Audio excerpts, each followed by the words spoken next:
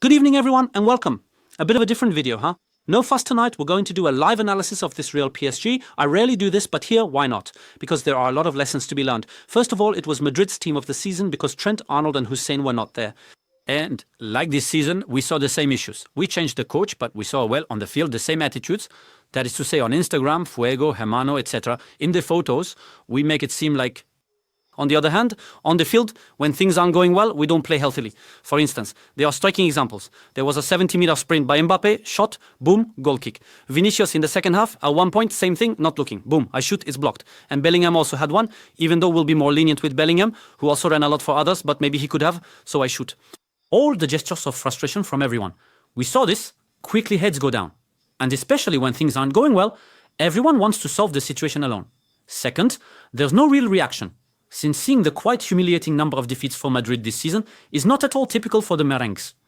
And then obviously we will talk about pressing or playing without the ball. That is to say, because yes, there is pressing, we can talk about it, but of course, what do you offer on the field? That is to say, do you offer yourself to the other? Because sometimes Güler, he has the ball, and so, in fact, there's no movement around Güler. There are some who have made an effort. I mean, Fran Garcia, it's hard to judge him. That is to say, he was almost in a 1-against-2 the whole match. Well, that's not true. Because in the second half, PSG, well, from the 60th minute, thanks to Luis Enrique, they're in mode, managing the final, managing the physical aspects, etc. So it means that PSG, in the second half, managed the game. And despite that, Real had no clear chances. And that's it. The second very important point, the difference in technical accuracy between the two teams. Because let's not forget, the first two goals were two huge individual errors by Real, except we can see that it was worked on. Remember, against Barca last year, they purposely targeted Araujo, letting him have the ball so they could intervene because they knew he might potentially lose it. Didn't you get the impression of seeing the same thing with Raul Asensio? I'm talking, of course, about the goal, the opening score, but 2 or 3 times, they let him advance a bit and then suddenly went after him with multiple players. Dembélé, in particular, organizes very well. He is perhaps one of the best pressing forwards in the world for organizing collective pressing. Unlike Real PSG, whether it works or not, the guys are in the same rhythm. Because sometimes one will run, but the other one comes inside. So sometimes it's pointless, and it creates a normal stand behind. But I can tell you there were some. So we had a PSG. Good final, in very simple management, but technically, Real's errors. Asensio, I almost want to say that this competition showed his true level.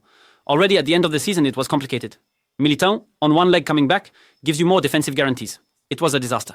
Well, Rudiger, he's returning as well, also celebratory. Obviously, it weighed them down, but I mean, at the back, there's no comparison. Take the offensive players. The Vinicius and Mbappe, the wastefulness, but it's abyssal. By the way, the effectiveness is almost zero. And we saw mistakes from all the Real players between positioning and adjustments in the last 20-30 meters. And the worst part of this story is that the individual players from PSG are not having that big of a match. Kvaratskhelia, we have seen him better. It is true that Valverde managed to hold him quite well. Doué, Sam Lilley had a lot to handle against Fran. He didn't succeed in everything either. Dembélé also misses 2 or 3 things. Similarly for the Rangeles, all that was well played by Real. But I mean, we especially saw a very dominant improvement with Fabian Ruiz, whom we will come back to again.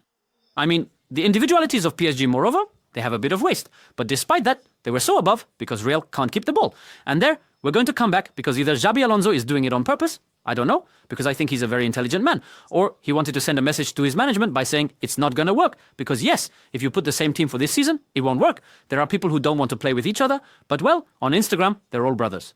And there, I don't understand because we start the match on the Real side. And that's really how it goes. So, you put Gonzalo Garcia in the attitude, okay. You put Vinicius a little to the right and Mbappe a little to the left, except Mbappe doesn't come back. What makes PSG's strength, we know, is Kimi advancing with Doué. So, it pressures the 2 contracts for poor Fran Garcia. What have we often seen? We've seen Bellingham often forced to drop back a bit to help, which is normal, because up front, they don't track back. So, Tchouaméni was left all alone, and we had, I don't know how many calls there, etc. What was complicated is that PSG attacked very little in the end. On the other side, Valverde managed this level quite well. Of course, he wandered around a bit with Mbappe. At one point they switched, then at one point we had Gonzalo Garcia on the right. He's a number 9, so now he's going to play right winger. We had Mbappe and Vinicius, at one point the 2 up front. Then in the second half, basically, Mbappe on the left wing, Vinicius in front and Gonzalo Garcia on the right, which means none in their true positions. Well, some might say Mbappe extra. Physically today, he's able to, we see that. Absolutely not. Maybe that happened, but... I mean, the guys were walking... So I don't understand. Is Xabi Alonso suicidal to the point of letting PSG's strengths happen? While the worst was Vitinha. Vitinha is hard to judge too. Vitinha plays in an armchair, you see. That is to say, often there was the game of the fullbacks, the centre-backs, and Vitinha came back, he was calm. He advanced, etc. Because, well, there was someone pressing him there. And sometimes it was Tchouaméni moving up, because we had Goulart watching, Bellingham watching too, to make up for the fact that on the sides, well, there was no tracking back. Which meant you had a no man's land there because the three in front at one point were way too high, the best a bit too low at the defense. It was a mess. Well, tactically, a disaster. The same. You know that PSG is going to press you. Arsensio, Rudiger. Okay, well, you don't really have a choice, okay. You put Valverde in front, so you know it's going to be complicated, and at best you don't know Modric, etc.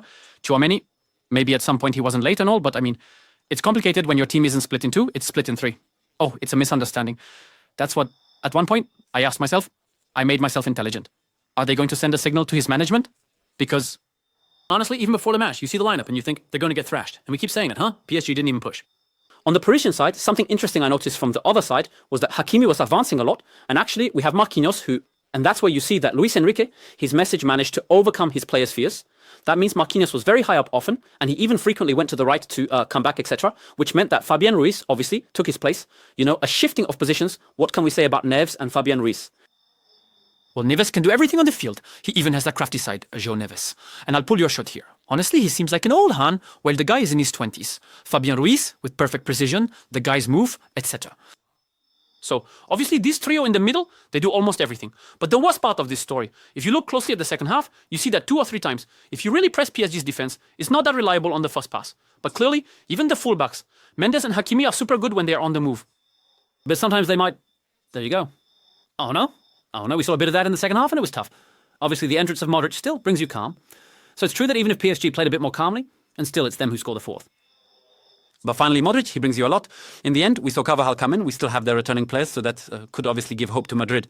But finally, without Modric, life isn't the same, even if you see Güler the same way.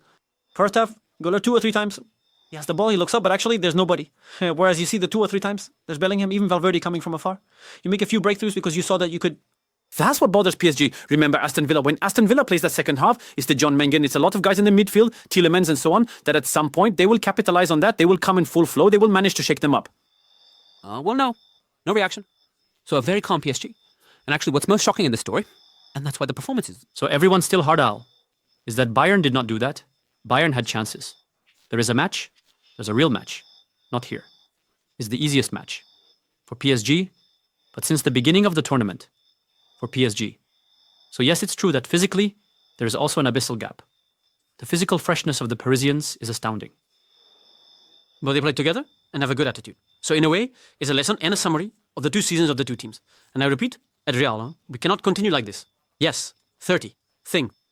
But at some point, you see very clearly the frustration between each other. People want to solve everything by themselves. And I repeat, when you're trapped by your status, you won't get far. So good luck to Xabi Alonso, but in some ways it's a good thing because it gives you a real wake-up call and shows you very clearly that sure, Instagram posts are nice, but at the same time, it's reality. If there are guys who want to stick together, that's how it is. It's up to the club to make strong decisions, and at some point, there's a question of balance.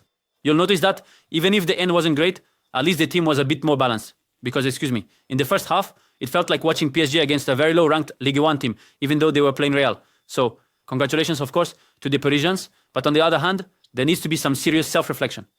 With that, we will be back very soon to talk about Micmac, the NCG, and of course the book of the football industry 3, which was released at the start of the week. Thank you for your feedback, and as always, keep the faith.